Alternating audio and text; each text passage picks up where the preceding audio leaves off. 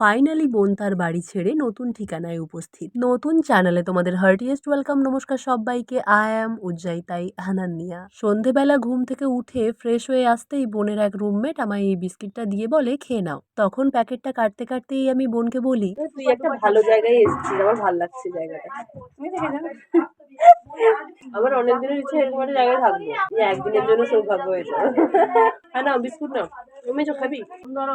ঠিক এভাবেই সন্ধ্যের আসরটা জমে যায়। তারপর ডিনারের জন্য বোনের এক রুমমেট বলল, বড়ি ভাজা খাবে, আমার দিদার হাতের বানানো। আর রাতের রান্নাটা তো মাসি বানিয়েই দিয়ে গেছিল, আমরা শুধু গরম করে নিয়েছিলাম। তারপর ডিনারের পরে সানি বোনের নতুন মশারিটা টাঙাতে সাহায্য করছিল। আর ওখানে সবাই এত ভালো, আমার কাছে কিছু নেই বলে প্রত্যেকের একটা একটা জিনিস দিয়ে আমার বিছানাটা কেমন সাজিয়ে তুলেছে দেখুন। এমনকি মশারিটাও নিজের হাতে ওরাই টাঙিয়ে দিয়েছিল। আমি তো বোনকে সবসময় বলছি, তুই ভীষণ লাকি, কারণ এত সুন্দর সব রুমমেট পেয়েছিস যারা তোকে বুঝতেই দিচ্ছে না যে তুই বাড়ি ছেড়ে এসছিস। শেষে মশারির ভেতরে ঢোকার পরও আমি এত হাসি যে বলার আর অপেক্ষা রাখে না ওরা কতটা ভালো। আমার তো এখন আফসোস হচ্ছে যে কেন আমি এরকম একটা মেসে থাকলাম না। আজ রাতে মনে হয় গল্প আর শেষ হবে না। ইস, তোমাদের যদি সবটা শোনাতে পারতাম তবে বেশ ভালো হতো। টাটা।